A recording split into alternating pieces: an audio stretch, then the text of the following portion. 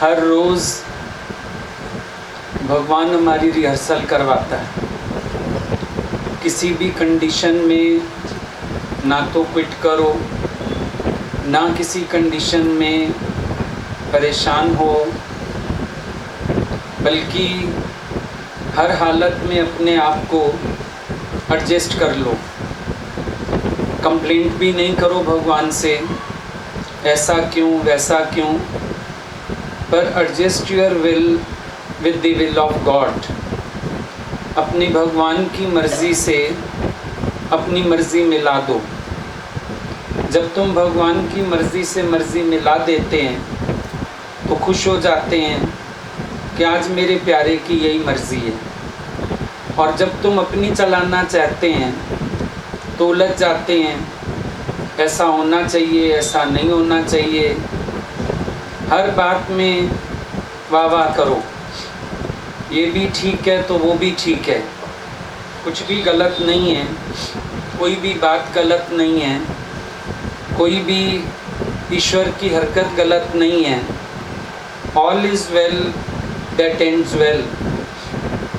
अभी तो बहुत शुक्राने मानो, गुरु नानक देव की तरह पेड़ के नीचे बैठना नहीं पड़ रहा है। अभी भी शुक्राना मानो, रोज़ तो बहुत सुख से ही बैठते हो। आज एक दिन अगर एडजस्ट करना पड़ा तो क्या हो गया, अभी भी शुक्राने मानो, फिर भी आराम से बैठे हो। अच्छाई भी तो है ना हर बात में। हर समय गलतियाँ ही क्यों देखें, नेगेटिव ही क्यों सोचें। हम अच्छा भी देख सकते हैं, पॉजिटिव भी सोच सकते हैं और अपने आप को प्रसन्नचित्त भी रख सकते हैं। हर एक इंसान के ऊपर ये जिम्मेदारी है कि वो अपने को किसी भी परिस्थिति में परेशान ना होने दे, विचलित ना होने दे। और क्विट भी मत करो। अभी भी सबने मेरे को बोला रहने दीजिए आज सत्संग, सबने डांट खाई। उनका तुम मेरे को ये क्यों बोलते हो क्विट करो, तुम ये क्यों बोलते हो कि नहीं करो, सत्संग तो होगा। अब कैसे होगा ये देख लो। जो भगवान की मर्ज़ी है उसमें ही तो अपनी मर्ज़ी में लाओगे ना। तुम परमात्मा से विपरीत तो चल नहीं सकते। तुम्हें परमात्मा की रज़ा में राज़ी तो होना ही होगा। अपने मन को बनाना होगा, अपने आप को मोड़ना होगा और खुशी से। जब कहा जाता है रज़ा में राज़ी हो जाओ, कभी कभी हम सोचते हैं शायद ये एक मजबूरी है, भी मेरे को रज़ा में राज़ी होना पड़ेगा। क्या करें, मजबूरी है, रज़ा में राज़ी हो जाओ। पर रज़ा में खुश हो जाओ, रज़ा में आनंदित हो जाओ। राज़पा ज़बरदस्ती नहीं। राज़ी का मतलब है thy will is my will. जो तेरी मर्ज़ी है वो मेरी भी मर्ज़ी है। जो मेरे भगवान को मंजूर है सो मुझे भी मंजूर है। ये मतलब होता है रज़ा में राज़ी होने का। रज़ा में राज़ी होने का मतलब ये मत निकालो कि हमें ज़बरदस्ती की कोई एडजस्टमेंट करनी है।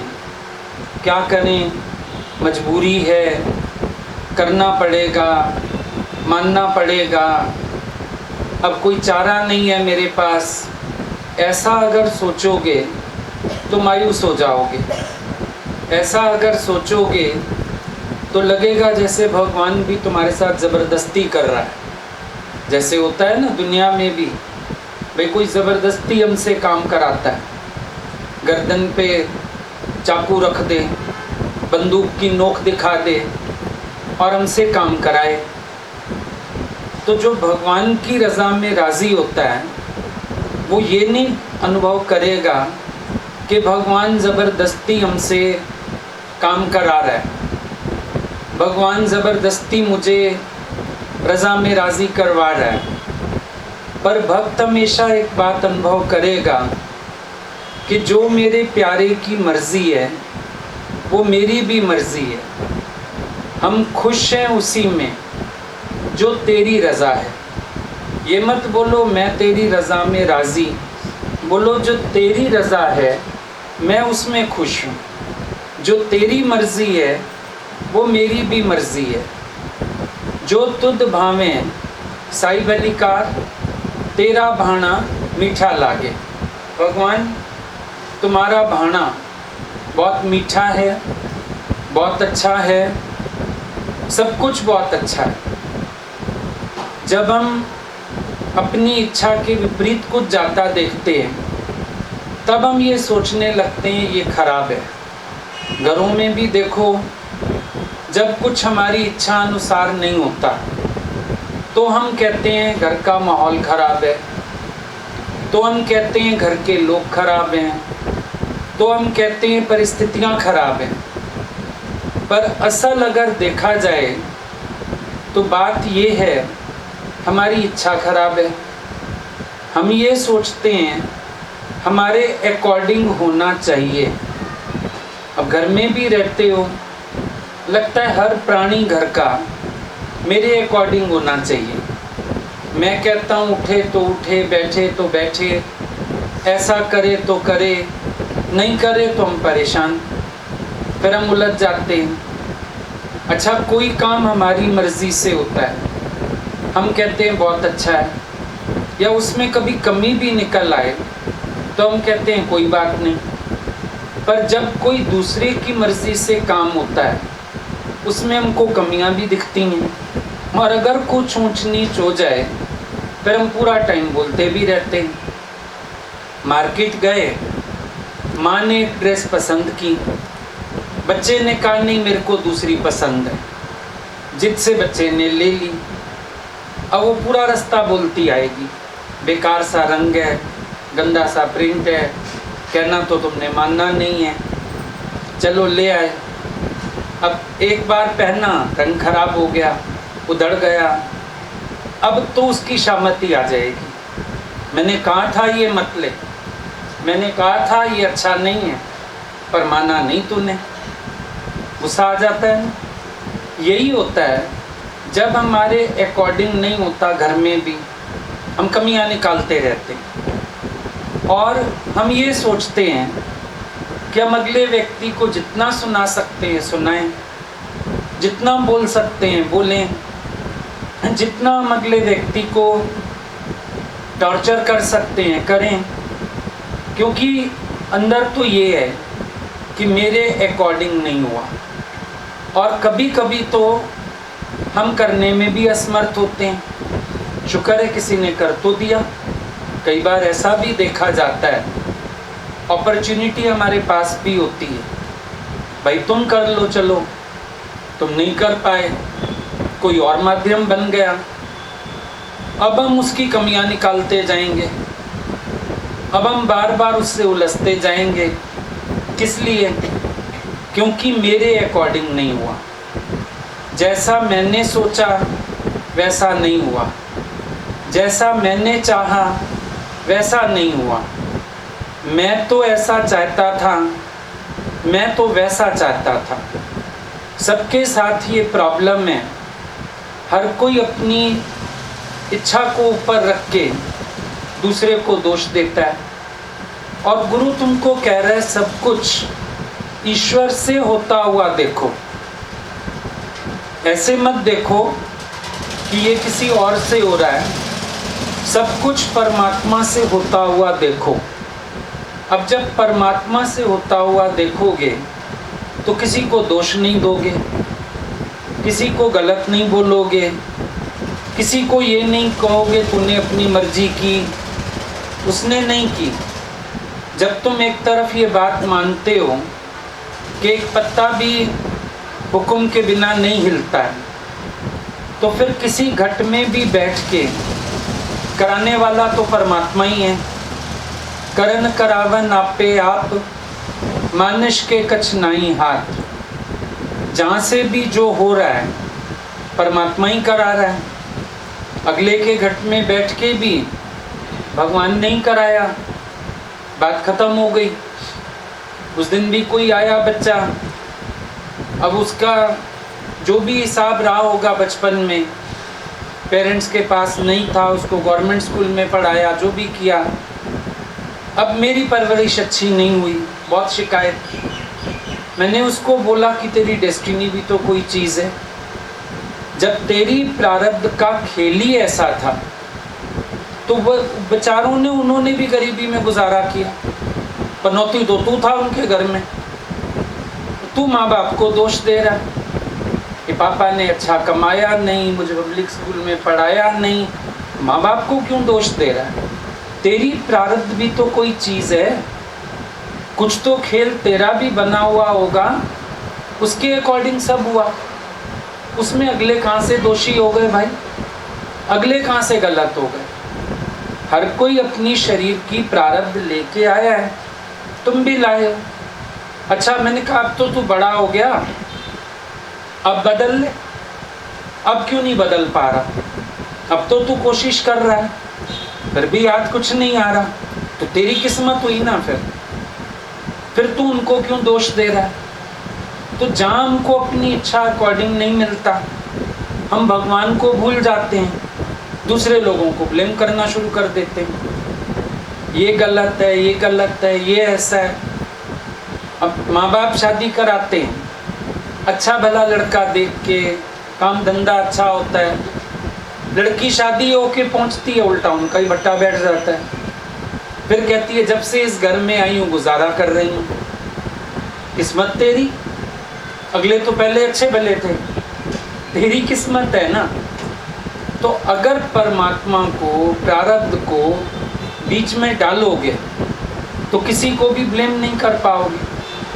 लेकिन जब इन चीज़ों को भूल जाते हो तो फिर सबको ब्लेम करना शुरू कर देते हो, सबको गलत कहना शुरू कर देते हो।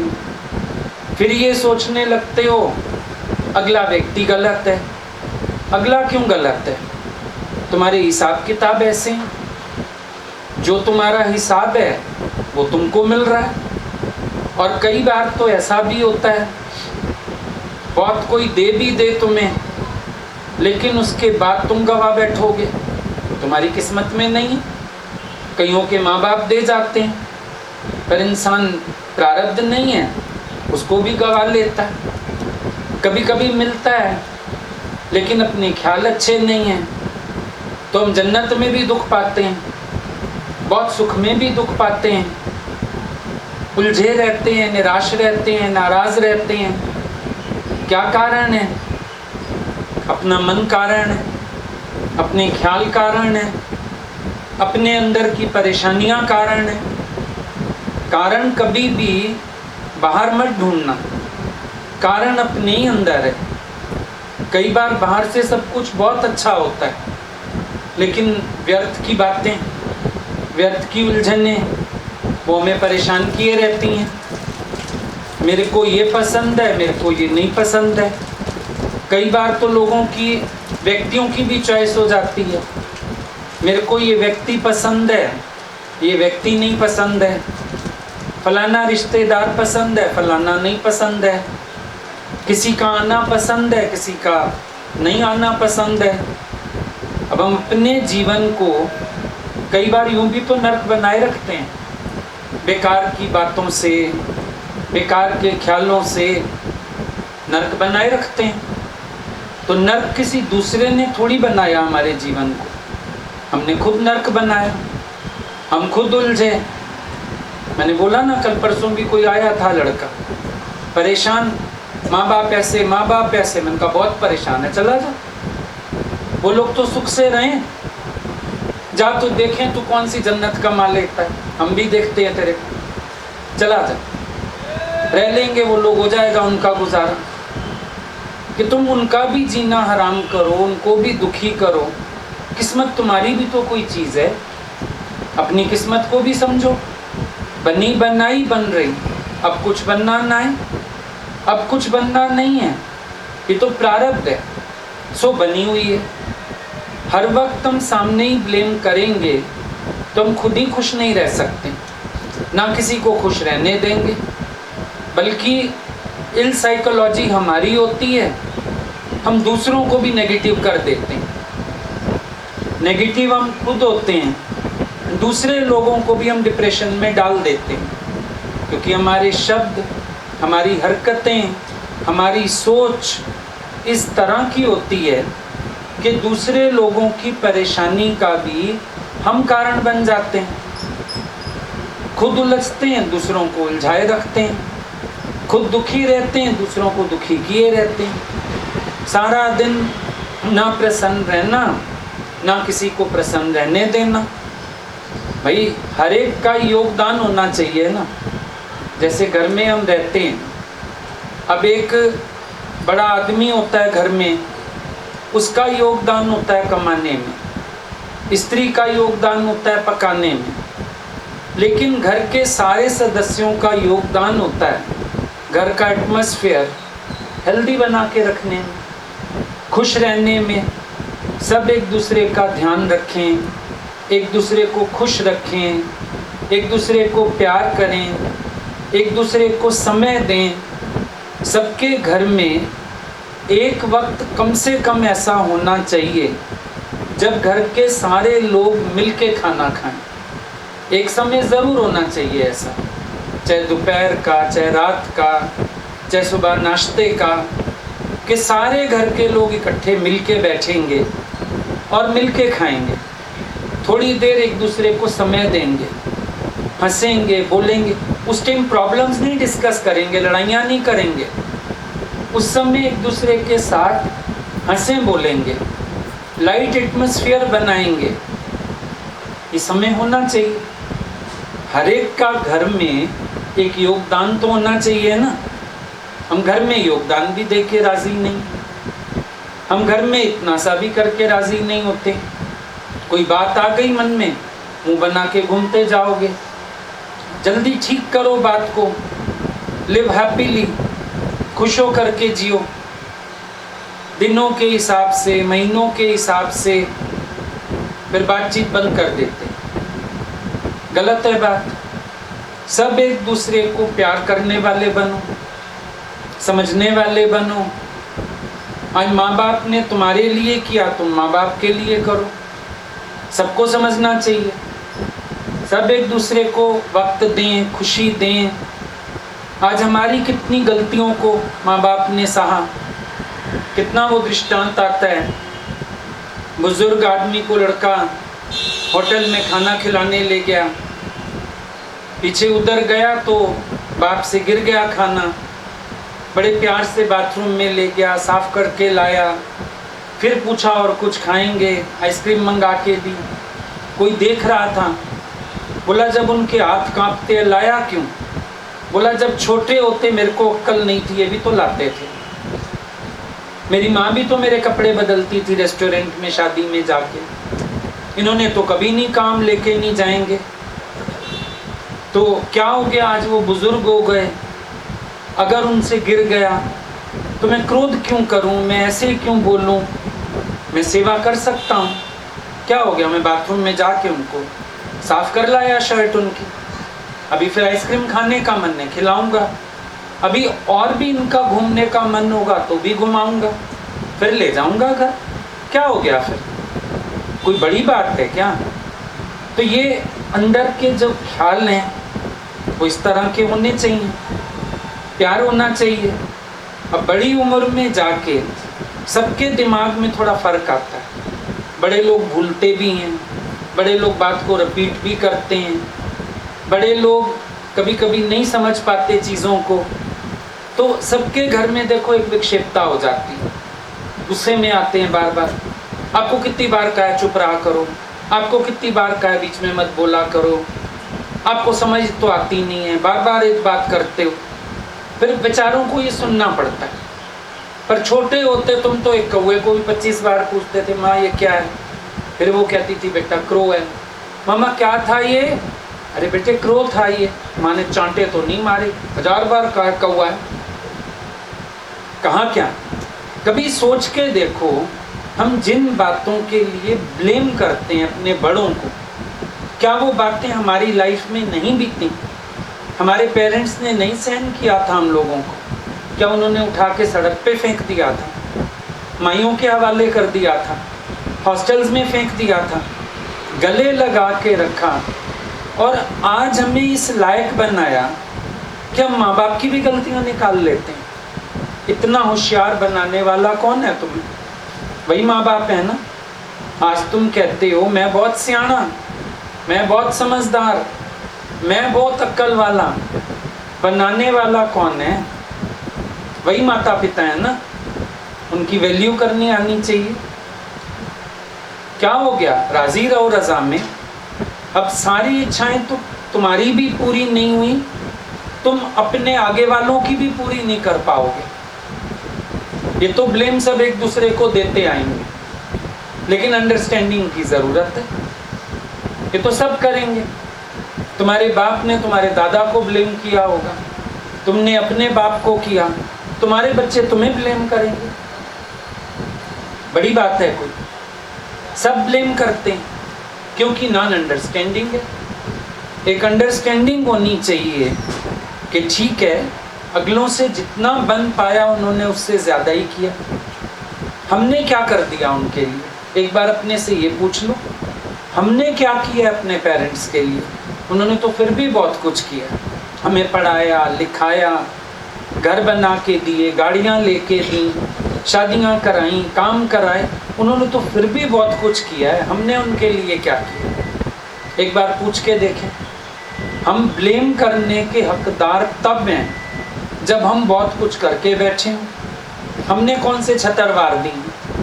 हम तो शायद प्यार से बोलते भी नहीं, हम तो शायद इज्जत भी नहीं करते हैं, हम तो शायद दुख सुख में उनके साथ खड़े भी नहीं होते हैं, हम तो शायद उनको धक्के मारने के खाने के लिए अकेले छोड़ देते हैं। जाओ कोई काम है तो अपने आप कर लो, मेरे पास टाइम नहीं है, मैं नहीं जा रहा। देखा है, बेचारा बाप चला जाए कोई कागज़ लेके, बैंक की चेक बुक लेके, बेटा यूं उठा के फेंक के जाता है कमरे में, करके आओ अपने जाके, मेरे पास टाइम नहीं है। हम तो इतने भी योग्य नहीं हैं। हम पेरेंट्स को क्या दोष दे सकते? एक बार अपने गिरेबान में झांक के देखें। हम क्या नाराज़गियाँ कर सकते हैं किसी से? हमारी किस्मत का हमें मिला, जो अगलों से बन पाया उन्होंने कर दिया, इससे ज़्यादा हम क्या चाहते हैं? तो गलती कहाँ पर है? हमारी नॉन एक्सेप्टेंस में, कि हम परमात्मा के किए में अपने आप को राज़ी नहीं बना पा रहे हैं। हम भगवान की मर्जी से अपनी मर्जी नहीं मिला पा रहे हैं। हम भगवान का शुक्रिया अदा नहीं कर पा रहे हैं। ये सारी गलती हमारी अपनी है। अगर हम भगवान की रज़ा में राज़ी हो जाएं, अगर हम भगवान से इकरार कर लें कि जो तेरी मर्ज़ी है वही मेरी भी मर्ज़ी है, हमारा ब्लेम करना छूटेगा कि नहीं सबको? क्यों ब्लेम करते हैं हम किसी को? क्यों हम कहते हैं परिस्थितियाँ गलत हैं? क्यों हम कहते हैं लोग गलत हैं? हम ये क्यों नहीं मानते कि मेरा स्वभाव गलत है?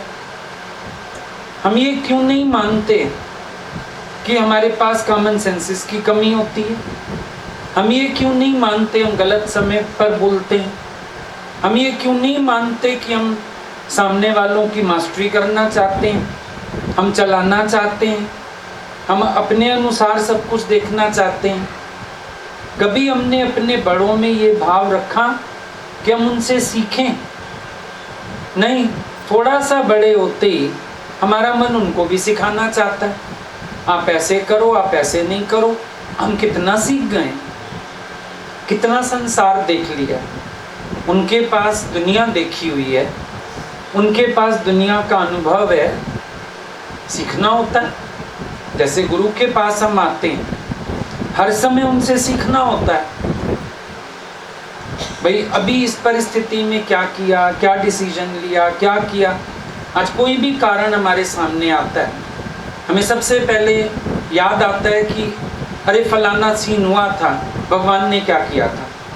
एकदम याद आता है, लगता है उन्होंने इस तरह से किया था, ठीक है हम लोग भी ऐसे करते हैं। आता है ना ख्याल? ऐसे ही जब तुम घर में रहते हैं, अपने बड़ों को देखो, वाच करो और फिर देखो कि हम उनके अकॉर्डिंग अपने को ढालें। हमको क्या लगता है? नहीं, हम जैसा कह रहे हैं ये लोग वैसा करें, ऐसा नहीं हो सकता।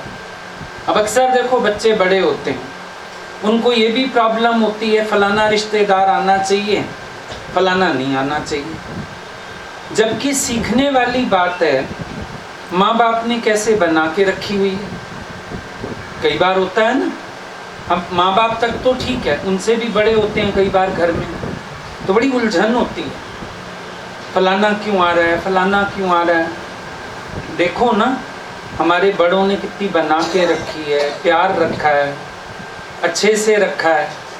अभी हमारी दादियाँ नानियाँ थीं, समझो वो अपने बच्चों को याद कर बैठती थी, भाई आए, अब उनके बच्चे हो गए, हमारी बुआ हो गई, चाचे ताए हो गए, है ना।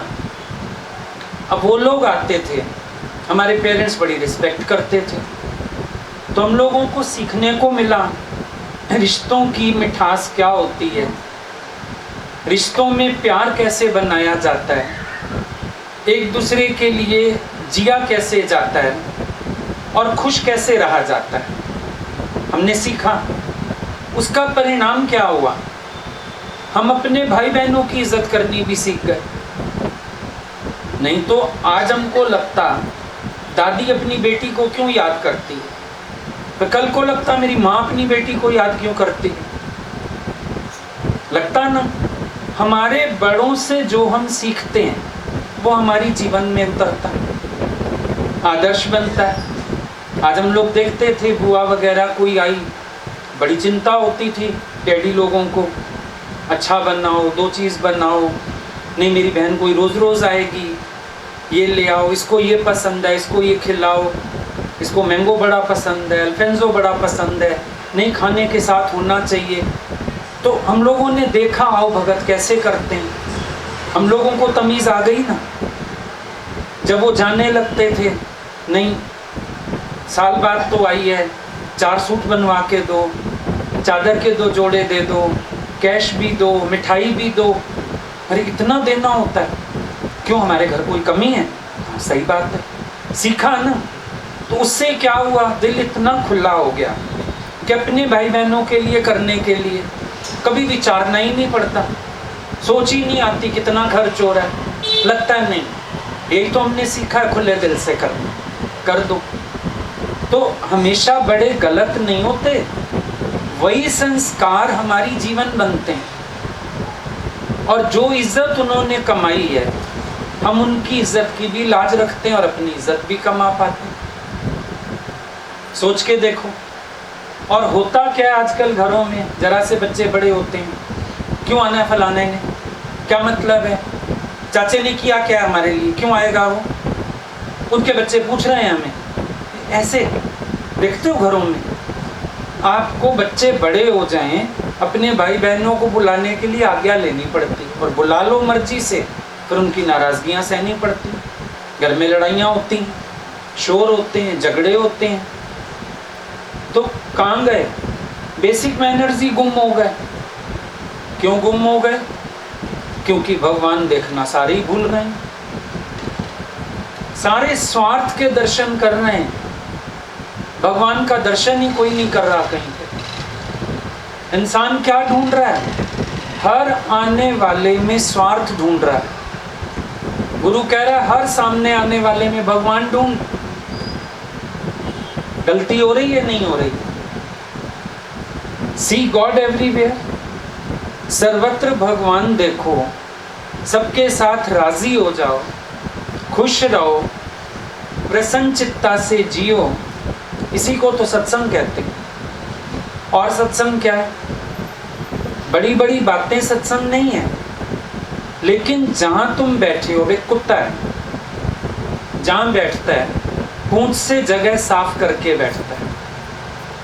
जब एक कुत्ता भी अपनी जगह साफ किए बिना नहीं बैठता, क्या हमको अंदर ये भावना नहीं होनी चाहिए कि हम भी जहाँ बैठें अपने इर्द गिर्द का वातावरण, माहौल अच्छा बना के बैठें? अच्छा, कभी ये भी देखना, चीज़ों को ब्लेम करने से क्या कभी चीज़ें बदल जाती हैं? बदलेंगी चीज़ें। हम ब्लेम करें, बदल सकते हैं कुछ? नहीं ना। फिर एक्सेप्ट करना बेटर है, और एक्सेप्ट पॉजिटिवली करना बेटर है, तभी तो अच्छा लगेगा, खुशी आएगी। खुशी अपनी खड़ी करनी पड़ती है, कोई खुशी का पैकेट नहीं है भगवान भेज देगा। प्रसन्न रहने का स्वभाव बनाना पड़ता है, कोई बाहर से आपको ढोल बजा के खुश नहीं करेगा। आपको अपने मन को मोड़ना पड़ेगा, कोई बाहर से आके आपको प्रेजेंट नहीं देके जाएगा चीज़ों का। ये बहुत फर्क है। हम सोचते हैं बाहर से लोग मेरी खुशी का इंतज़ाम करें। तुम्हारी जिम्मेदारी है, तुम अपना आनंद ना फिटने दो, अपनी शांति ना फिटने दो, अपनी खुशी ना खत्म होने दो।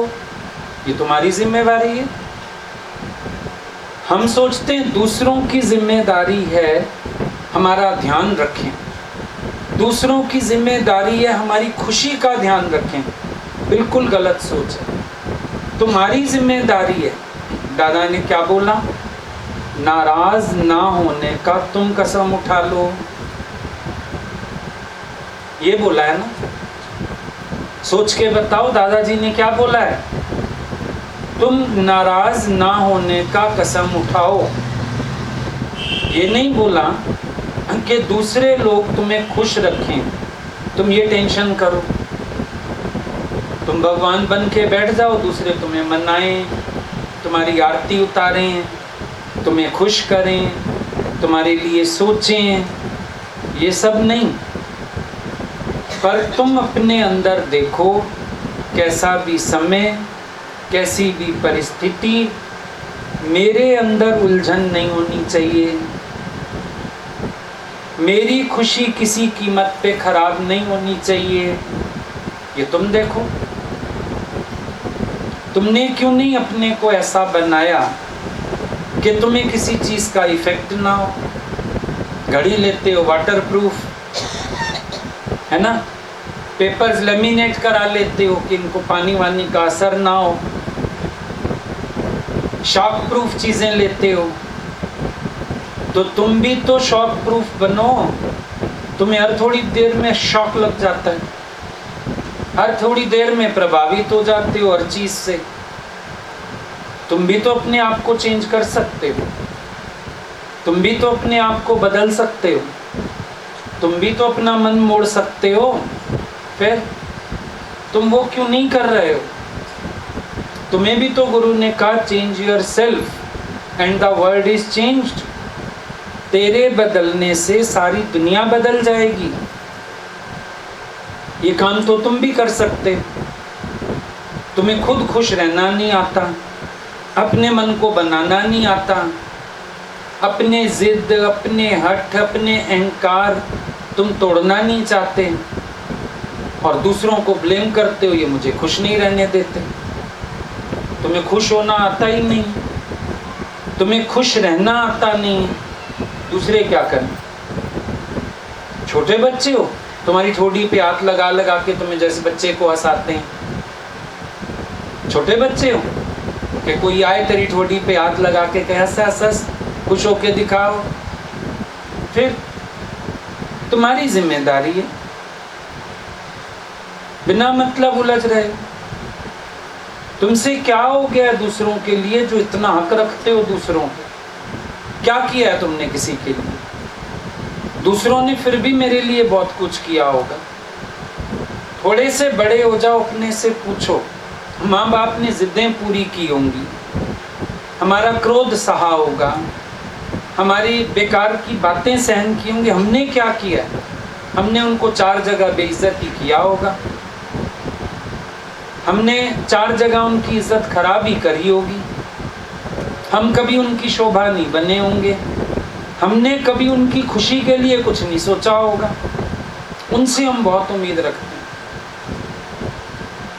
एक बार पलट के अपने से बात करो, एक बार अपने से पूछ के देखो, तो लगेगा सही बात है, अब मेरा समय है करने का। मैं भी खुश रहूं, सबको भी खुश रखूं। फिर याद कर लो दृष्टांत कि कैसे पादरी ने लेक्चर किया। जब एक दिन ज्यादा ही सर्दी पड़ी, सबने कहा देखें रोज शुक्र करता है, आज ये पादरी किस चीज का शुक्र करेगा। पहुंचे वहां, पादरी कहता है शुक्र है रोज ऐसी सर्दी नहीं होती। सब शर्मिंदा हो गए कि ये भी एक नजरिया है, शुक्र है ना। तो वही बात मैंने शुरू में तुम लोगों को बोली, शुक्र है रोज ऐसे नहीं बैठना पड़ता, शुक्र है सत्संग तो मिला, समझो तुम्हें वापस जाना पड़ता। अब कितने तो गाड़ियों के कितने कितने किराए लग गए, 800 की गाड़ी होती है, 1000 की होती है, दूर से आते हैं जो।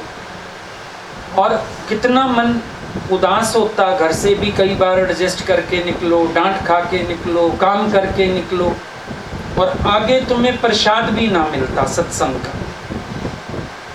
फिर शुक्राना मानने योग्य हालत है या नहीं? सोच के देखो।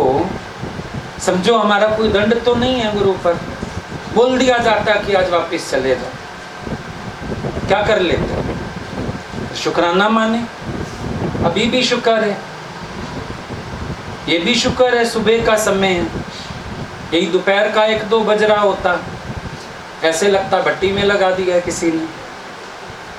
ये भी शुक्र है सामने सामने जगह हो गई, ये भी शुक्र है बड़े बड़े गेट थे, सफोकेशन नहीं है, थैंक यू किया।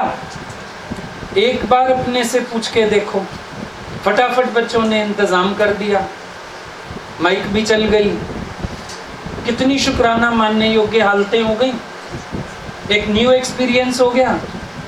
और यही उल्टा सोच लो, अरे आज तो स्वाद ही नहीं आया, टांगे दुख गई, गर्मी से मर गए, सत्संग ही नहीं अंदर गया। अब वो व्यक्ति का अपना मन ही मनूस है, फिर हम क्या करें? हमने तो बड़ी कोशिश की तुम्हें खुश करने की, हो सकता है तुम अभी भी दुखी होके चले जाओ। सोचने वाली बात है ना। तो जिधर को सोचोगे, जैसा सोचोगे, वैसी सिचुएशन हो जाएगी। हालत को अपने अकॉर्डिंग बनाना तुमको आना चाहिए। और तुम क्या सोचते हो? मैं हालत को बना लूं, मेरे हाथ में रिमोट कंट्रोल हो, सबको मैं चला लूं। अरे भाई, जिसके हाथ में अपना रिमोट नहीं है, दूसरों का रिमोट कौन उसके हाथ में देगा? कहीं हम जाते हैं, पहले अगले को नहीं देखते। समझो तुम वजन कम करने के लिए डॉक्टर के पास गए, भाई डॉक्टर साहब मेरे को वेट रिड्यूस करना है, अपॉइंटमेंट ली। अब तुम अंदर गए, डॉक्टर साहब ही मोटा हट्टा कट्टा, तुम देख के बोलोगे भाई ये खुद ऐसा है, मेरा क्या करेगा? होगा कि नहीं होगा? इंप्रेशन जाता है ना। तो जब हम अपने जीवन के पूरे कंट्रोलर नहीं होंगे, नियंत्रक नहीं होंगे, कोई और हमको अपना कंट्रोल देगा हाथ में? कोई भी नहीं देगा। जब मुझे अपनी परिस्थितियों में खुश रहना नहीं आता होगा, कोई दूसरा व्यक्ति मेरी क्यों सुनेगा? वो पहले ये सोचेगा इसको खुद तो खुश रहना आता नहीं, मेरे को क्या ये अच्छी नसीहत देगा, खुद तो इसके बस का कोई काम है नहीं, मेरा क्या करेगा? फर्क होता है ना। आज इंसान एक्टिव होता है, स्मार्ट होता है, फर्क पड़ता है।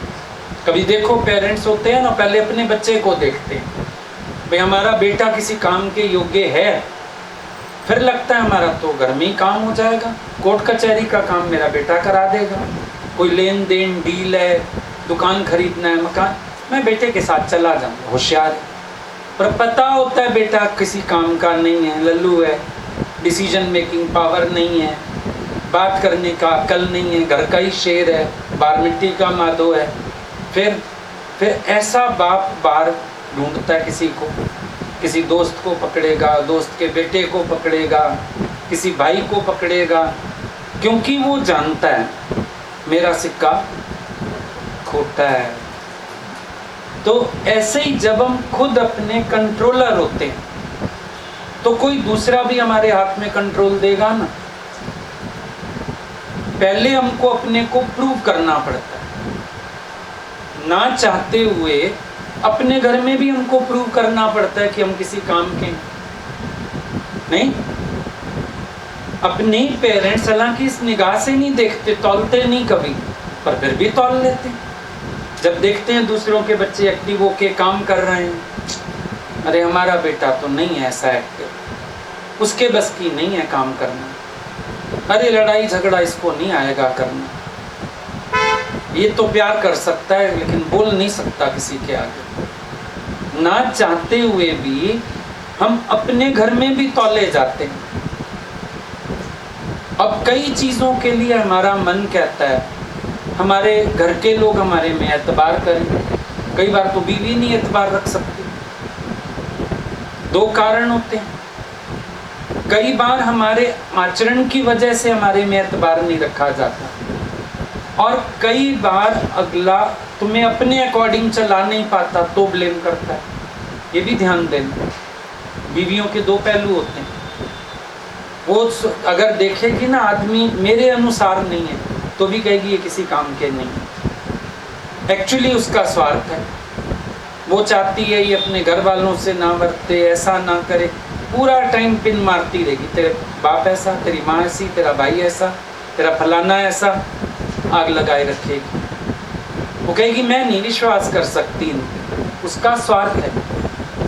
लेकिन कहीं कहीं पर होता है कि अगला व्यक्ति हमारा आचरण देख के समझ जाता है कि ये व्यक्ति ऐसा नहीं चल पाएगा, नहीं कर पाएगा, तो भी डिफरेंस हो जाता है। तो इसका मतलब हुआ हम अपनी काबिलियत को अपने आचरण से प्रूव भी तो करें। कई बार हम प्रूव नहीं करते अपने को, सिर्फ हम शोर मचाते हैं, सिर्फ हम एक्सपेक्ट करते हैं, सिर्फ हम दूसरों से चाहते हैं, सिर्फ हमें दूसरों से उम्मीदें होती हैं, हम अपने आप को प्रूव कहीं नहीं करते। कहीं भी हम अपने आप को सिद्ध नहीं करते कि हम किसी योग्य भी हैं, सिर्फ हम शोर मचाते हैं, तो बात नहीं बनेगी। अब कोई काम छोड़ना हो किसी पे, पहले एक विश्वास होना चाहिए ना अगले पर कि ये मेरे अकॉर्डिंग, ये मेरे को समझेगा, जैसा मैं चाहता हूँ वैसा करेगा, तब तो छोड़ा जाएगा। हम देखते थे गुरुजी को, स्टार्टिंग में वो खड़े होके हर काम कराते थे, फिर धीरे धीरे जब उनको समझ आ गई फलां व्यक्ति मेरे को समझ लेगा जैसा मैं चाहता हूँ, फिर वो बुला के बोलते थे जाओ तुम सबके साथ ये काम तुम करा दो, और सबको बोलते थे इसकी सुन लेना। डिफरेंस हो जाता है ना। तो पहले हम ये प्रूव तो कर पाएं कि हम अगले व्यक्ति को कैच भी कर पा रहे हैं, हम अगले व्यक्ति को समझ भी पा रहे हैं, हम अगले व्यक्ति के अकॉर्डिंग सारा समय चलेंगे तो उसके माइंड में सेट हो जाएगा इसकी और मेरी सोच एक है, इसका ख्याल मेरा ख्याल एक है, हो जाएगा। तो वो तुम्हारे पे छोड़ देगा, कहेगा हाँ ठीक है, तुम हमारे अकॉर्डिंग सोच लेते हो, कर लेते हो, तुम कर दो। अब हम लोग बड़े हुए, हम लोगों के पेरेंट्स ने बहुत चीज़ें हम लोगों पे छोड़ दी। क्यों छोड़ दी? वो कहते थे नहीं मेरे से अच्छा तुम सोच देते, मेरे को शिकायत नहीं है, तुम मेरे से अच्छा ही करोगे किसी के साथ, तो उन्होंने छोड़ दिया आपने। तो एक समय तुम्हारी बुद्धि का स्तर देखा जाता है।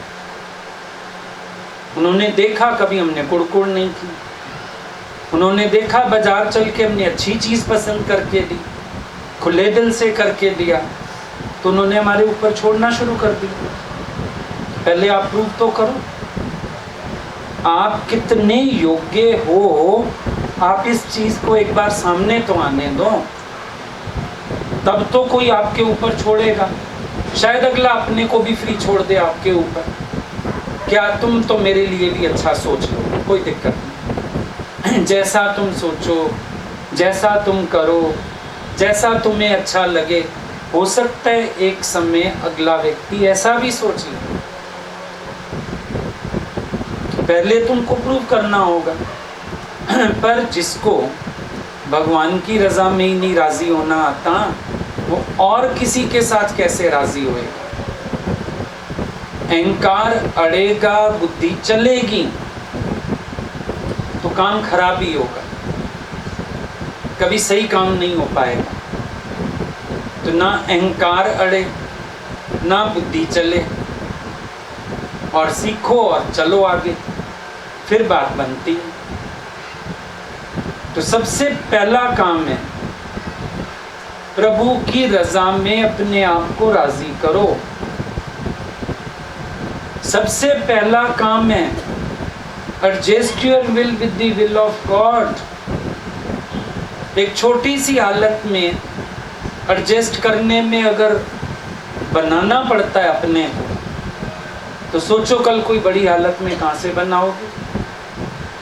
अच्छा, ये तो आज ठीक है, हम लोगों के यहाँ बहुत बड़े बड़े सर्किल नहीं है। अब संतों के यहाँ जहाँ लाखों की भीड़ है, एसी हॉल थोड़ी है, ऐसे ही बैठना होता है, बस छतवा देते हैं। कहीं कहीं तो पंखे भी हाथ से जले जाते हैं, वहां भी तो सब जाते हैं, कोई बड़ी बात नहीं है, कोई नखरे नहीं दिखाता, गर्मी ये वो कोई भी कुछ नहीं कहता। और साधक को तितिक्षा वैसे भी एक गुण है, उसमें सारे द्वंद्वी जोड़े आ गए। पहला पहला गर्मी सर्दी आ गया, सहन करो, गर्मी सर्दी को भी सहने वाला, कोई बात नहीं। क्या हुआ फिर? संत जंगल में बैठे हैं, वहां तो रोज स्नान की भी सुविधा नहीं, राम तीर्थ को स्नान की सुविधा नहीं थी। बोला बरखा रानी किसी दिन आ जाती है, नहला जाती है, मतलब रोज नहा भी नहीं सकती। खाने का भी ठिकाना नहीं, कोई फल वाला पेड़ मिल गया तो मिल गया, नहीं तो चलो भैया आगे। तो ऐसे अगर देखो तो साधक के जीवन में तप तो होना ही चाहिए। यही तप है, क्या हुआ? कभी डॉक्टर भी तो बता देता है परहेज, कभी जोड़ों में हड्डियों में कुछ दिक्कत हो तो डॉक्टर भी कह देता है एसी में नहीं सोना, कहना नहीं मानते। पहले जाते थे नानी दादी के छोटे शहरों में, गांवों में, पेड़ के नीचे नहीं बैठे रहते थे, छता हुआ आधा वेड़ा होता था, एक पंखा रोता रहता था ओरिएंट का, है ना, वहां बैठे रहते थे, सारा खानदान वहीं बैठा है पूरा दिन। लाइट और जाती थी कई कई घंटे। फिर साधक को वैसे भी खुश रहो, बोलो आज एक नया अनुभव मिला, आज नया मजा आया, आज नई मौज आई, आज और भी अच्छा लगा, खुश हो जाओ। कौन बड़ी बात है? घर में भी तो हो सकती हैं हालतें, नहीं हो सकती? घर में भी तो कभी कभी बिजली उड़ जाती है, मीटर फूक जाता है, कभी कुछ हो जाता है। कहते हैं कल तो मेरे घर 8 घंटे लाइट नहीं थी। अरे रात तो पूरी रात हम लोगों ने बैठ के काटी, कहते नहीं है? फिर हालत तो कहीं भी आ सकती, जहां भी आ जाए क्या फर्क पड़ता है। ऐसे भी खुश हैं, ऐसे भी खुश हैं। शुक्र है दर्शन तो मिला, शुक्र है सत्संग तो मिला, शुक्र है वाणी का प्रसाद तो मिला, बहुत शुक्र है। कौन बड़ी बात है? हर बात का शुक्र मनाओ, हर हाल में दाता का जो शुक्र मनाते हैं उनके घर खुशियों की होती बरसातें। और जो शुक्र ना मना के शिकायत करता है, भाई करता रहे शिकायतें, रोता है। यू वीप अलोन, रो फिर बैठ के अकेले, हो उदास, हो परेशान, हो दुखी। है कुछ नहीं दुखी करने जैसा, लेकिन ख्यालों ने बहुत दुखी किया, बहुत परेशान किया ख्यालों ने। उलझता है मन फालतू। एक का फोन आया, मेरी सास ना दूसरी बहू को बहुत प्यार करती है, बड़ी वाली को, मेरे को नहीं उतना प्यार करती। मैंने कहा सारी गलती सास की है। कहती उन्हीं की है। मैंने कहा उनकी नहीं है। तू देखना, बड़ी सेवा करती होगी, मर्यादा रखती होगी, बड़ी उसका साथ देती होगी, तो वो बड़ी को प्यार करती है। तू भी कर। तू तो करे कुछ ना, बैठ के सारा दिन पत्थर गिने, देख अब उसको प्यार कर रही है, देख उसी की तारीफ करती है, देख उसी को साथ लेके जा रही है, देख मेरी शिकायत कर रही होगी उससे। तू सारा दिन बैठ के ये करे तो फिर कोई क्या करे? तू प्यार कर, तेरे को भी मिलेगा। तू इज्जत कर, तेरे को भी मिले। जब हमको करना होता है तो हमारे पास कुछ नहीं, लेने के लिए हम बहुत लालची। हम भी तो करें ना। अगर हमें लगता है बड़ा व्यक्ति दूसरे को प्यार कर रहा है, क्यों कर रहा है? अगला रिस्पेक्ट करता होगा, अगला प्यार करता होगा, अगला उनकी खुशी का ध्यान रखता होगा। तू मुंह बना के कमरे में बैठी रहती है सारा दिन। तू भी जा, तू भी हंस, तू भी बोल, तू भी सेवा कर, तू भी समय दे, तू भी गलतियां ना निकाल, तू कलेश ना कर, तेरे को भी मिलेगा। लास्ट में मान ली, कहती ये आप सही कह रहे हैं। तो सही कह ही रहे हैं। किसी भी व्यक्ति को इज्जत मिल रही है, उसकी कमाई है, वो उसने कमाई है इज्जत, उसने प्यार कमाया है। तुम्हें भी कमाना आना चाहिए। तुम्हें प्यार कमाना नहीं आता, इज्जत कमानी नहीं आती, तो दूसरा क्या करे इसमें? तुम भी कमा लो, तुम भी प्यार कमाओ, तुम भी इज्जत कमाओ। जो दोगे वो मिलेगा। इस प्रकृति में तो यही है कि जो हम दे रहे हैं वो हमें मिल रहा है।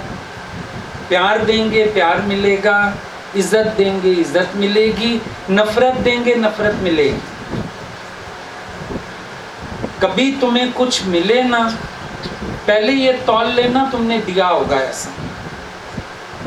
ये मत कहना कभी भी फलाने ने ऐसा दिया, मेरी किस्मत ऐसी है, मेरे को ऐसा मिला। हम तो समझ जाते हैं तूने दिया भी यही होगा, तभी तुझे मिल रहा। जो तुमने दिया है वो तुम्हें मिल रहा। अभी भी जो दे रहे हो वही लेते जाओगे। प्यार दोगे, प्यार मिलेगा। इज्जत दोगे, इज्जत मिलेगी। खुशी दोगे, खुशी मिलेगी। अपनापन दोगे, अपनापन मिलेगा। और अपने घर में परायों की तरह रह जाओ, पराये हो जाओगे एक दिन सबके लिए। बड़ी बात थोड़ी। सत्संग बना दर्पण, आईना, अपनी भूल पहचान, अपनी गलती ढूंढो, चेक करो तुम कहाँ मिस्टेक पर हो। चेक करो तुम्हारा दोष क्या है। चेक करो तुम्हें क्यों नहीं मिल रहा। ये मत कहो अगला क्यों नहीं दे रहा। अपने से पूछो मुझे क्यों नहीं मिल रहा, मेरी क्या गलती है, मेरा क्या फॉल्ट है। तुम्हें अपना फॉल्ट पता होना चाहिए। मैंने जो दिया है वही मैं ले रहा हूं। आज हम लोगों ने किसी के लिए क्या किया? गुरु ने कहा था प्यार करना, इतना मिलता है ले लेके थक जाते। तुम्हें क्यों नहीं मिल रहा? तुम भी दो। हमने दिया, हमें मिल रहा है, तुम दोगे तुम्हें भी मिलेगा। ये तो सारा हिसाब किताब है लेन देन का। जो कोई बीज रहा है वही काट रहा। गुरु ने तो इतना अच्छा एग्जाम्पल दिया कि एक बच्चा है, उसको प्यार से बुलाते हैं बबलू जी, कहता है हाँ जी। उसको कहते हैं ए मुआ बबलू, कहता है हाँ। बॉल जितनी जोर से मारो सामने दीवार पे उतनी जोर से वापस आती। तो जो हम दे रहे हैं वो हम ले रहे हैं, किसी को ब्लेम करने की जरूरत नहीं। और ईश्वर के हुक्म से जो आ रहा है, हम उससे जो रिएक्शन कर रहे हैं वो हमें मिल रहा है। हम दीवार पे मुक्का मारे, हमें लगेगी चोट। भगवान के किए से हम अपनी मर्जी नहीं मिलाएंगे, हमें लगेगी चोट। इसमें हरि क्या करे, खुदा क्या करे? तो एक्सेप्टेंस, रजा में राजी होना नहीं, रजा में खुश होना, रजा में आनंदित होना, ये असल ज्ञान है जो पक्का करना है। ठीक।